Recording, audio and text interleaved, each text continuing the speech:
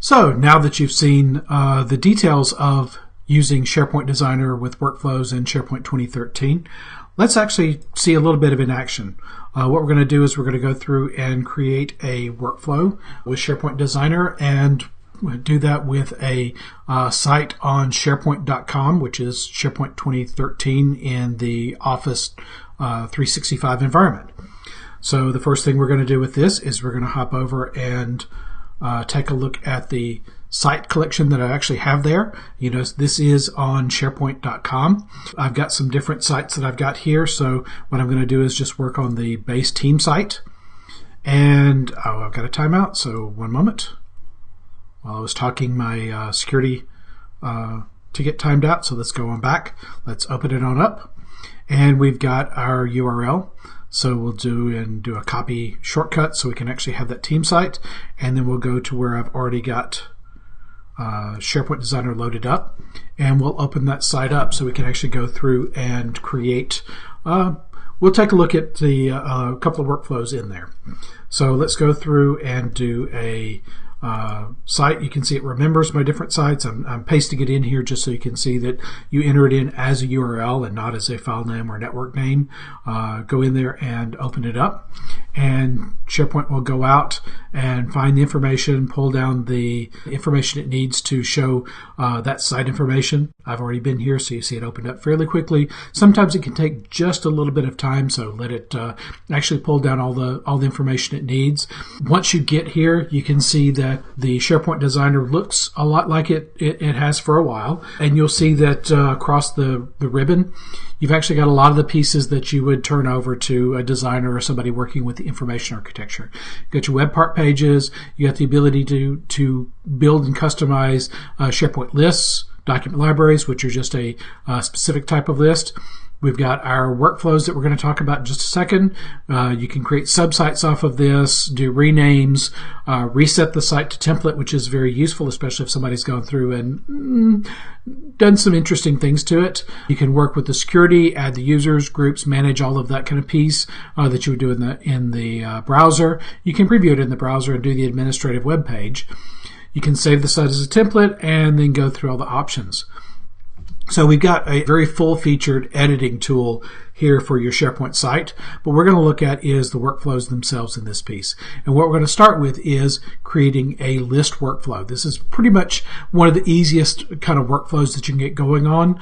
And I say easiest to get started with because it is very accessible. That doesn't mean it's simple or it's not very powerful. You can go through and create entire systems with this workflows. As a matter of fact, there's been a lot of instances where I've taken custom-built applications and gone through and created these workflows and taken entire systems and put them into that type of functionality. This template is based on the SharePoint developer template. So you can see we've got a number of different lists already built in here. We're going to go off the ever-present document library because that's always an easy one to go through and kind of do a sample workflow, but you notice that you can put it on anything, including, say, a site assets list. Any of the lists in SharePoint support these workflows that you can put into place. And I'm going to put a simple notification workflow, and always put in the description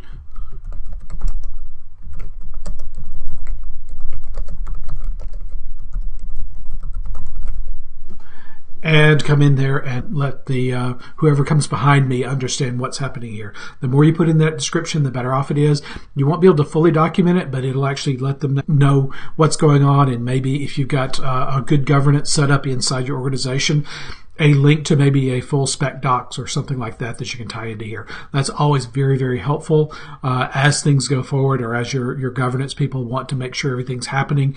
That can help out quite a bit in your organization.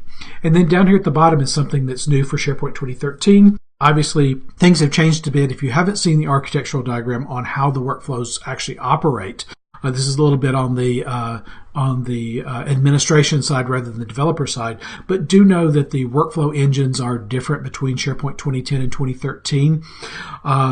2013 gives you additional capabilities. One of the key ones is being able to take workflows, extract them out of the SharePoint server farm themselves, and actually have a dedicated server just for workflows. This is very important if you've got workflows that get very complex, maybe get very resource intensive, or run for a very long period of time. One of the challenges with the SharePoint 2010 workflows is that if you had things that maybe workflows that ran for weeks or months, or to be honest with you, sometimes you'll even see years. I put together a workflow early on that was actually a PhD approval system.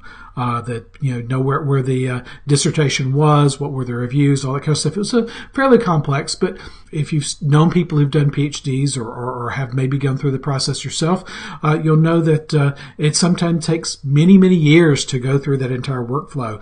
And previous versions of SharePoint had problems with kind of having those long periods and having things in flight for that long, especially with updates and things like that. SharePoint 2013 is moving in a step. If you've worked with any BizTalk implementations, it's not there yet, but it's actually kind of moving there to be able to give you some more ability to have more workflow instances in flight and be able to have them for longer duration. So if you've got a chance, go with 2013. As a matter of fact, I'd say that if you already have workflows, leave them in 2010. You don't have to change them over, but as you go through and as those processes change, if you're doing modifications, go ahead and move them over to 2013 while you're there. It's not hard to do. It's not a bad process. It gives you more capabilities, and it's something that you'll be glad you did in the long run. And your admin guys may be pushing on that because they really like to see things moved over into that new model.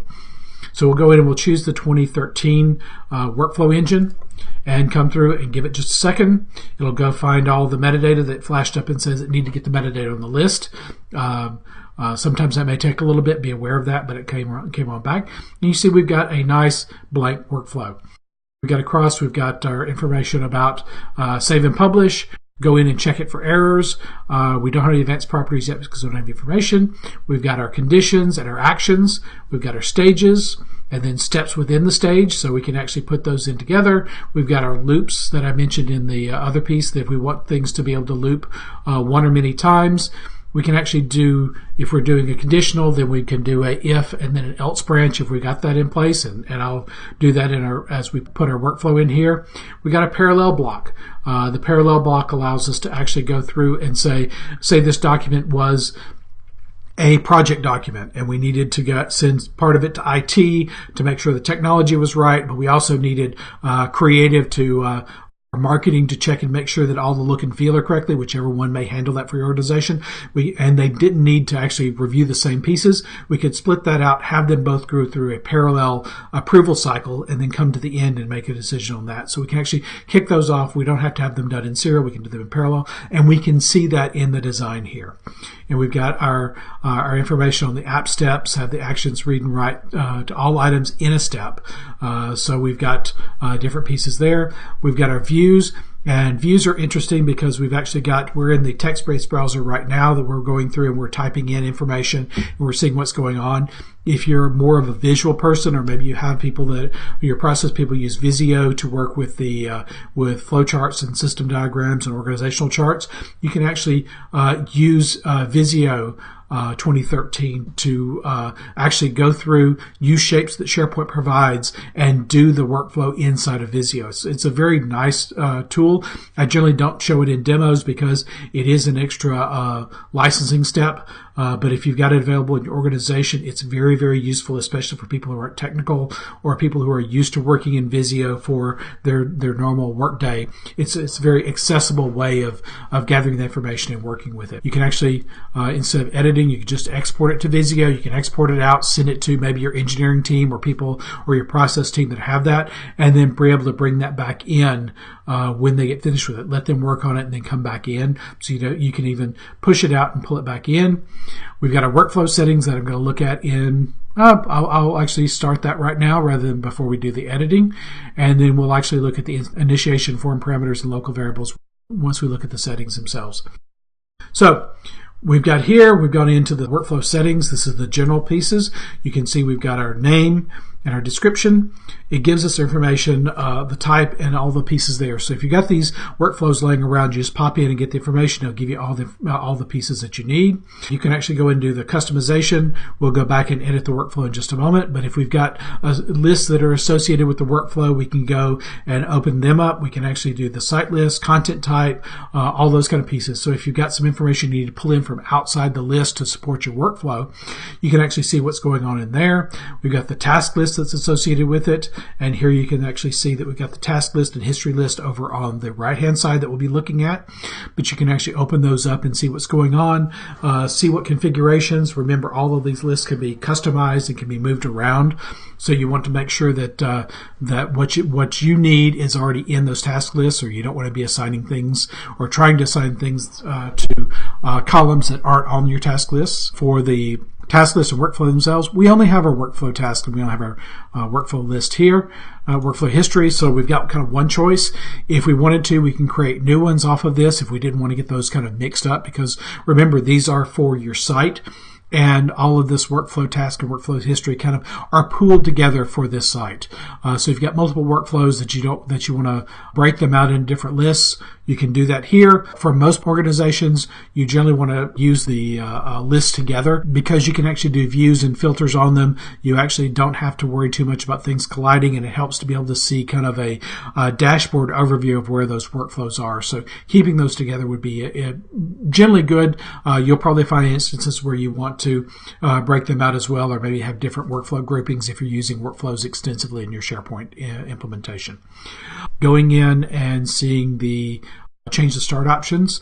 This one, by default, we get basically manually. So we can actually go in, upload a document, and then we'd have to kick off the workflow manually to go into place. What we want to do is actually have this start automatically when a new item is created. So when I put a new document in there, it'll go through there and we'll start the notification process as it goes through. Now, we can also go in and say, I don't just want every time there's a new document, but I want any changes to kick off a workflow. You can actually push this as well. One of the things that you'll notice, though, with, say, an approval or maybe an editing or review cycle is that you'll end up reviewing the document and the document will change.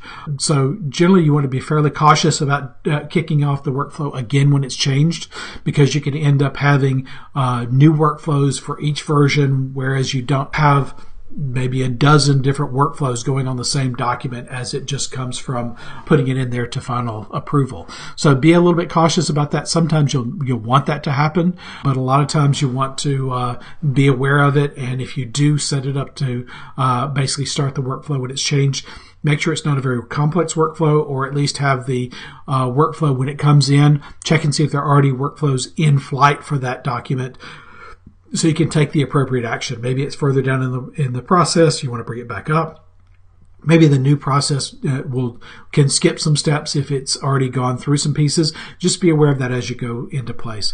And then there are the list of forms used. Currently, we don't have any forms, but let's go up and actually look at some of the pieces that support those forms. We'll actually go into, now that we're going to have this kicked off automatically when the item's created, let's take a look and see what parameters we want to ask for before it comes into play. Let's just do a very simple one with the field name of, let's find out what department the document's for. Normally for this information, you want to actually pick it up off of maybe the document itself, or maybe the Active Directory, or who submitted it. If this document may be submitted by somebody but going to a different department, we wouldn't know that. So this is one thing that we may want to ask the user to enter in when they create that document. So we want to capture that in.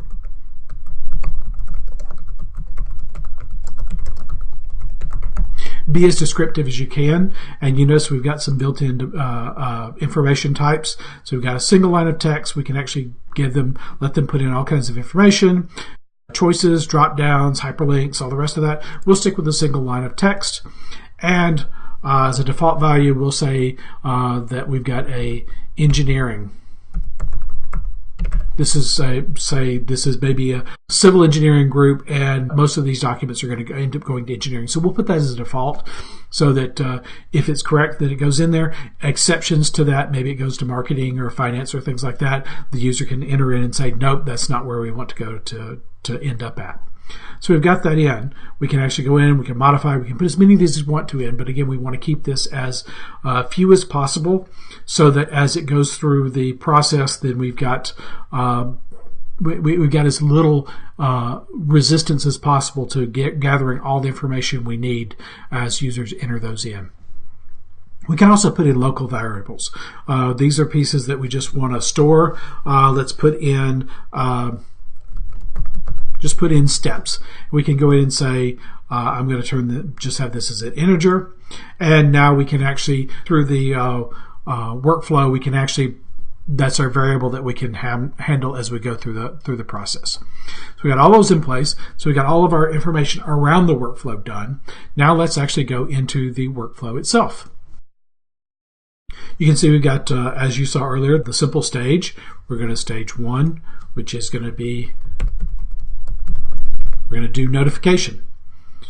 And what we're going to do is add in an action here. And that action is going to be to, I've got my recent actions here, which is send an email, comments, assign tasks, pause.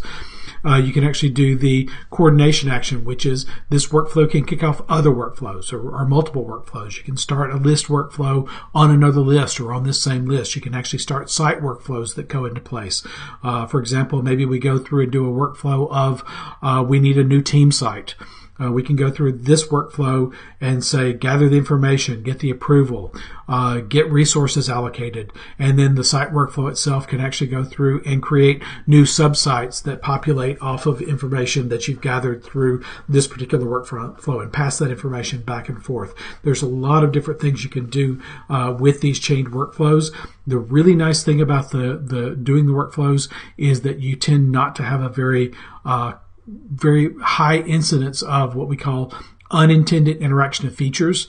All of your functionality is very specific and very atomic, and you know what those interfaces are. So as you go through these pieces, breaking it up into workflows, you know what comes into the workflow, you know what goes out, you know how these activities go into place. So anyway, a little bit of diatribe on that. We'll go through and we'll just review the actions themselves. We've got the core actions of add a comment, add time to a date. This is one of those interesting pieces where in olden days of SharePoint, it was very difficult to say, come back to this in 2 weeks.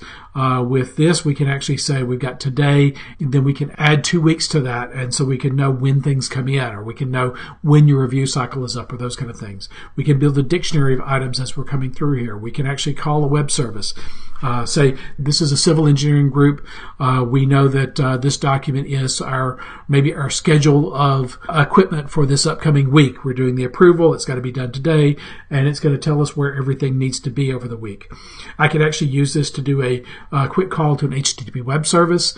Maybe that may give us a weather forecast. Maybe the weather forecast is good for this week, or maybe as it happened right now, we've got some inclement weather rolling in. So I know that the schedule says that there's a lot of things going to be done this week. I can actually say, and when you're reviewing this document, know that maybe it's going to be snowing or storming sometime during this period. Check and see if that affects your approval or needing an update on this document. You can actually go in and put that in place. You can actually do calculations off of here. So you can actually go through and say, this is step 5 or whatever. You may have some pieces in there.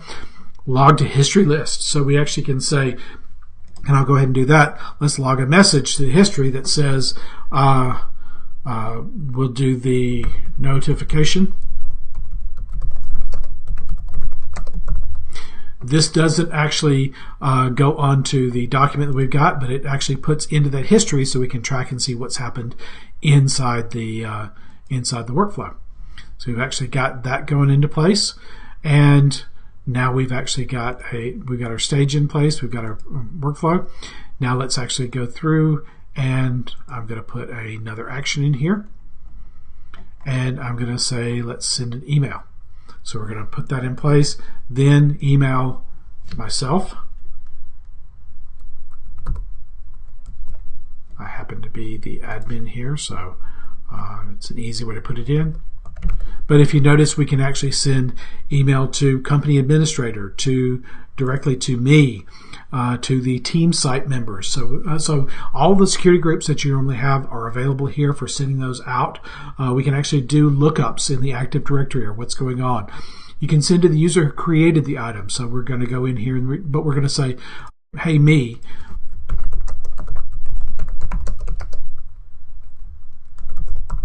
We've got a new document in the library. Then I'm actually going to go in and let's add a lookup. And the source is going to be this current item. And let's go through and figure out, we want to get the title. We can do the type, we can do the version, we can give all the information.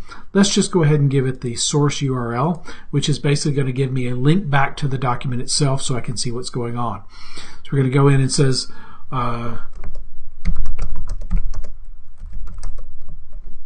and we're going to come in and say we've got something, the list, and the list is, again, we're going to come in and say the name,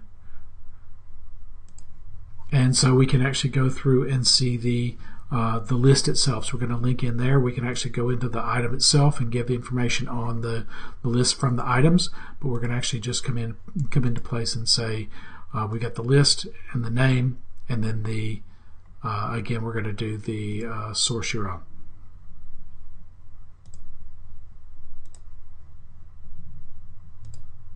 I've chosen the wrong one. Let's actually go to the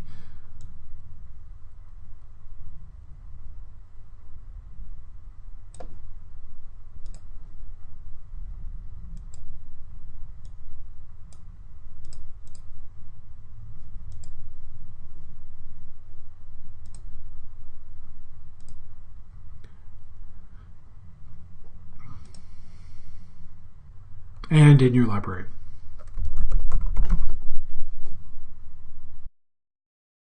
So now we have our email, and we can see that that email will be in place. What we want to do now is add another piece. We're going to add another action in place, and what we're going to do is let's pause. Oops, and you can see that I put it out of place. I'll move the action down so we can actually say drop it into place. I'm actually going to say specific date of there, or just the current date. It needs to be approved. It'll pause for the day, wait until that goes into place, and then we're going to transition. And our transition will be a condition. If this item was created by, and again we're going to go in and say me, then I want to go to a stage, else I want to go to a different stage. So if it is created by me, I want to go to end of workflow because I've let myself know that I made the document, and then it goes on. What we'll do is if it's not me, I'll go to stage 2 and I'll put a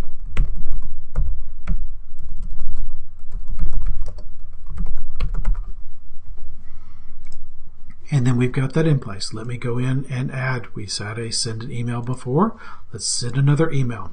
And this email will actually be to the user who created the item. And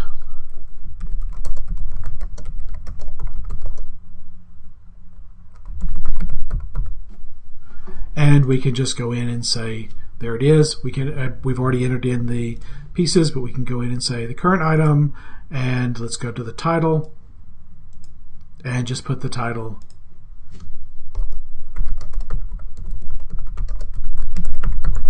and there we go. And then at the end of that, the action will be go to a stage, and then we'll end the workflow. So you can actually see that we've got a conditional in here. We've got a couple of things happening. We've got pieces moving around around everywhere, and it's a very, very simple workflow, but you can see how that we can actually build these pieces up and we can work with them, and all the tasks can go in place. So let's check for errors. Always check for errors. We can actually see that the workflow contains no errors. What I can actually do, one moment, and let's actually remove that. So now we've actually got our stage, and it goes to the owner, and it doesn't go anywhere. So let's go through and do a check again. You notice we've got the little warning here. Now let's go, and tells us where the error is. Transaction section cannot be empty. You have to have a go-to action here. We have to know where to go after this is done. So let's go back and give it to go to the stage and go to the end of workflow again. So again, let's check for errors. Everything's good to go.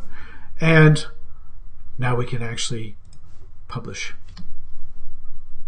So this is going through, taking our workflow, pushing it up to the site itself, and giving us the connection into it so we can actually go in and look at what's happening there. Note there's the piece of subscribing the workflow. So you've got those workflows that are tying into specific locations. You can see that here we've got our workflows, we've got our list workflow and notification. So let's close this back out. Let's go back to the team site. Let's look at our workflows. You can see here the type, it's last modified by, creation date. We've got all that information there. And again, we can actually go to the workflow settings, see which list it's associated with. We can go get all of our different pieces there. And at any time, we can know where we are with all of this. We can actually go through it if we've actually got the workflows themselves set up to actually do versioning, then we can actually go through it and work with all of that. We can actually instead create a reusable workflow. Note I mentioned that we've got the instances. The site workflow will behave very similar to the list workflow. Let's look at the reusable workflow now to show what you can do with it. And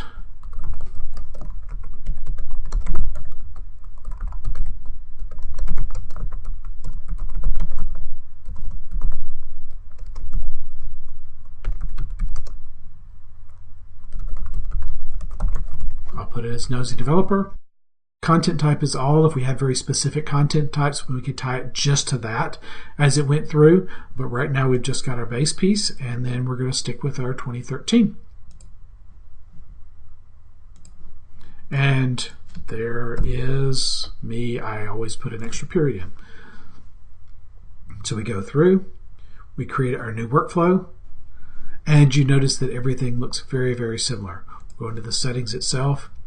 Note the customization. We no longer have those links to the lists. We no longer have the ability to work those task lists. Why is that? Because we don't know where this may be associated with.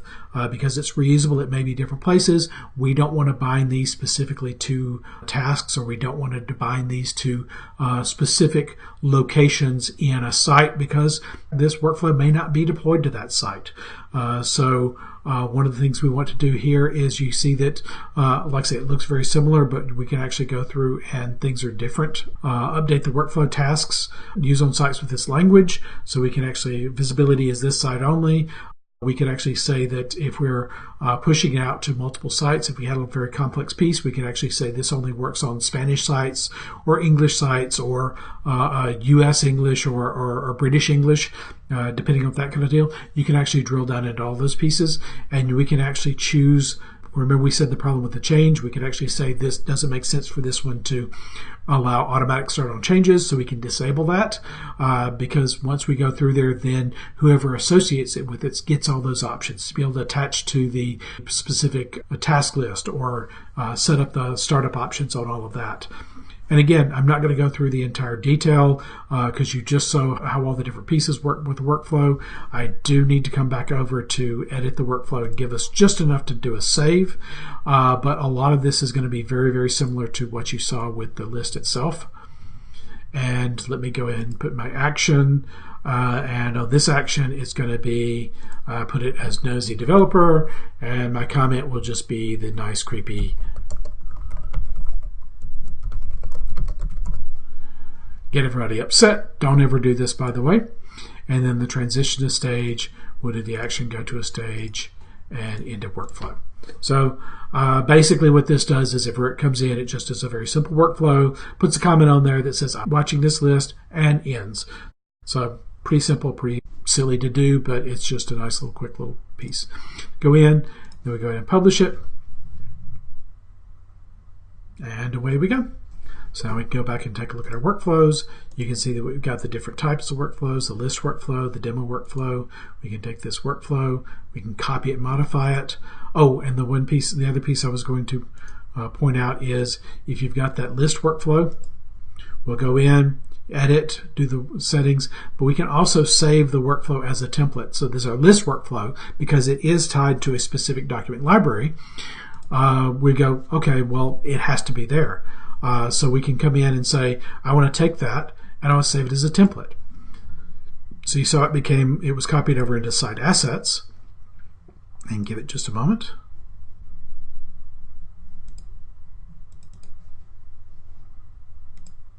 And we'll need to do a refresh.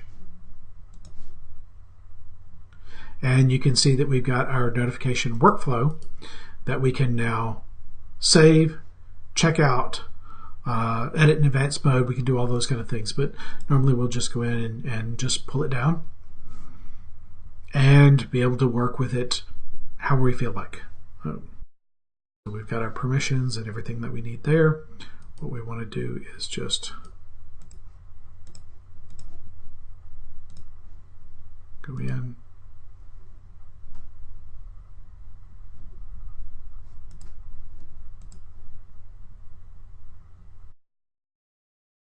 anyway, that's a short work through. As you can see that workflows can be very, very complex. They can be chained in many different ways and work with many different aspects of SharePoint. So again, I've spent a little bit of extra time on workflows to make sure that you're thinking about that, and when you think about extending your SharePoint environment and putting new functionality in, that you're thinking about workflows, because they're one of the most valuable pieces and one of the most overlooked pieces in SharePoint implementation.